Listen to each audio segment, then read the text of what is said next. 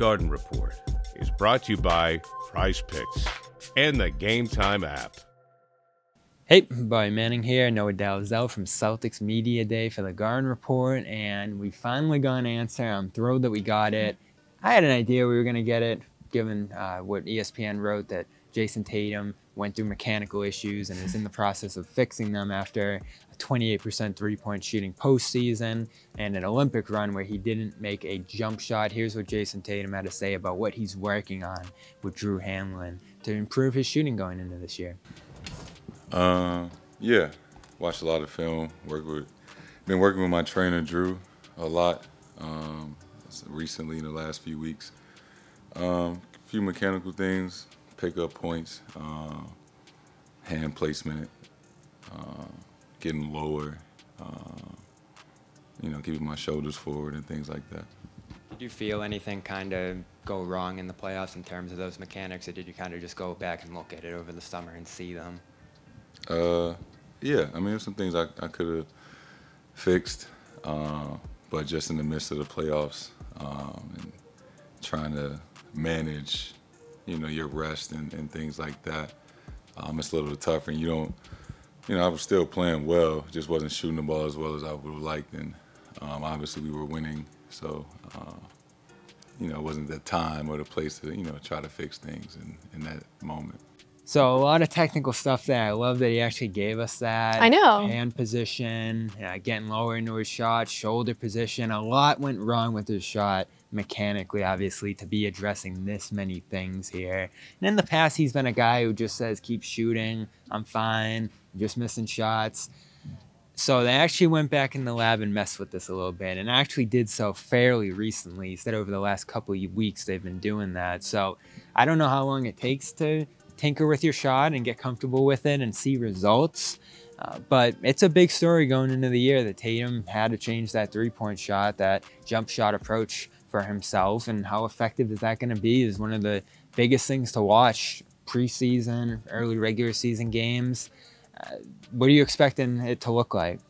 Yeah, first of all, I kind of was surprised that he's being so explicit about like all the technical things that he needs to change. But I mean, we've been speculating about it for months. Like the shot looks weird. Like when you watch it, it doesn't look like the same shot that we. And it wasn't just a slump. Yeah, and I think like obviously the mental thing is a part of it, and it's always going to build up even more. And with the Olympics, he didn't have a big sample size, so it wasn't the ideal time to fix it. But he also mentioned like in the playoffs, he thought about.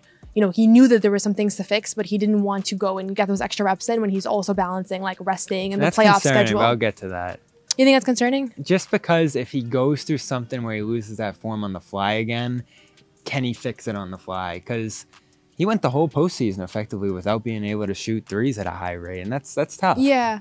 Well, maybe this is a learning experience. Maybe now he'll figure out kind of what went wrong. And if it happens again in the future, like he now has a little bit more of a template. I mean, we'll see. I'm not 100% convinced that like now he's going to come in and be a great shooter again because he's been working on mechanics. Like I think there's a little bit of a learning curve there when you're suddenly now scrutinizing like every single part of your natural shooting motion.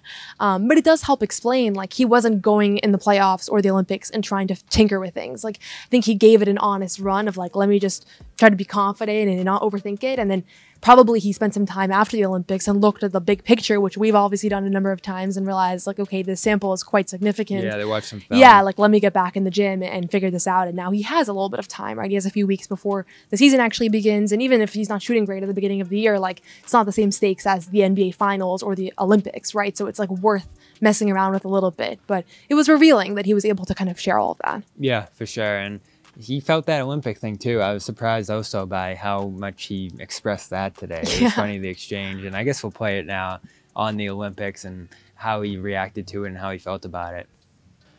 Is it something you're going to draw motivation from, I guess? Want to address the, I didn't play in 2 of those games. That's what you mean? That's part of it, yeah. Motivation.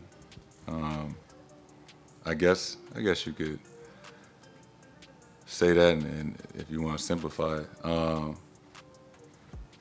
In real time, it was tough, but it's and Joe, I talk to Joe a lot. Joe was probably the happiest person in the world that I didn't win Finals MVP and that I didn't play in 2 of the games in the Olympics. So that was odd, but if you know Joe, it makes sense. Did I need any extra motivation coming into the season? No, I don't. I wouldn't. I'm not going to give anybody in particular credit that. So that's another thing to watch into this year. How's he approaching that slight, this team dynamic? We talked about in an earlier video. Everybody needs to maintain that role, and I think it's important for him more than anyone else to do what he did last year, stay aggressive, go to the rim a little bit more, maybe when he doesn't have it, and have that pass-first attack if they're throwing extra pressure at him. But not having that shot for a lot of that run hurt him. That was the biggest reason he ended up on the bench. It was interesting. He actually just said, I don't know why that happened to me, and I'm still trying to figure that out. But he felt it. Joe said he was thrilled about it, and Tatum was like, I didn't understand that either. So he's still going through it. It felt like Jaylen today moved on, but Jayson's still feeling that Olympic snub a little bit. I mean, I also don't think you can compare those two experiences because the narrative around Jaylen Brown all summer has been Finals MVP. Look how he redeemed himself, top, elite player. He should have been on the Olympic team for the most part. Maybe some people criticize like how outspoken he's been on Twitter, but for the most part, he's had a really positive presence around online. Jaylen. Yeah, he got hacked too. Yeah, right. Yeah, on his Twitter. I felt like we should have asked him about that, but so people were messaging me to ask him about his Twitter, but it was already over.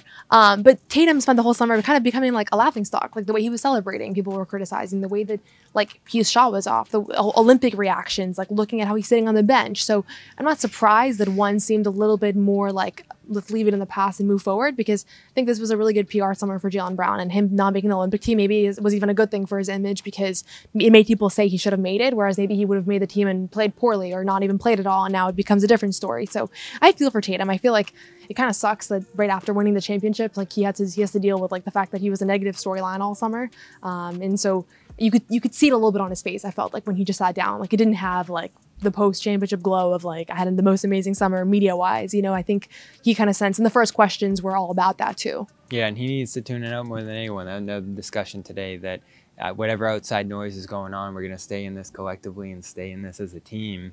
And that's going to give him the greatest chance to approach it as he did last year. I have some gripes. Maybe I'd scale back the three-point, especially pull-up three-point approach if I was him going into this year, given the inconsistent results there. I thought he had some effectiveness, maybe dealing with some slightly lower numbers going to the rim, but staying aggressive, I think, put the offense in a really good place in that series. And that goes back to the adaptability question, too, for him. Can you adapt to different circumstances, different ways that they're playing him? He's the tone setter for this team this year. His approach, how he reacts to everything he went through, and how he shoots in many ways is going to set the tone for how this team plays this year. But as he said, he thought he played well. He thought he approached things well despite not shooting well during that run. And I think he did, and that's why, the shooting was a story, and it's going to continue to be a story because he needs to be better. But I think I'm glad that he advocated for himself almost. He did have a good playoff run for the most part outside of the shooting struggles. And so this is just a part of it, and it's interesting that it's now being reported on, the specifics of what went wrong and how he's working and how he's getting in extra time. And we'll all kind of keep an eye on that. I think everybody's going to be watching his three-pointers in the preseason and the early games of the regular season probably more than ever. This week, yeah. Yeah, so right. We'll see what that form's looking like back here tomorrow for first Celtics practice of training camp 2024-25 underway. And that wraps our coverage here of Media Day for Noah Dalzell. You got Boston and SB Nation, as well as the Garden Report here. We're powered by Prize Picks and Game Time. Go show them some love.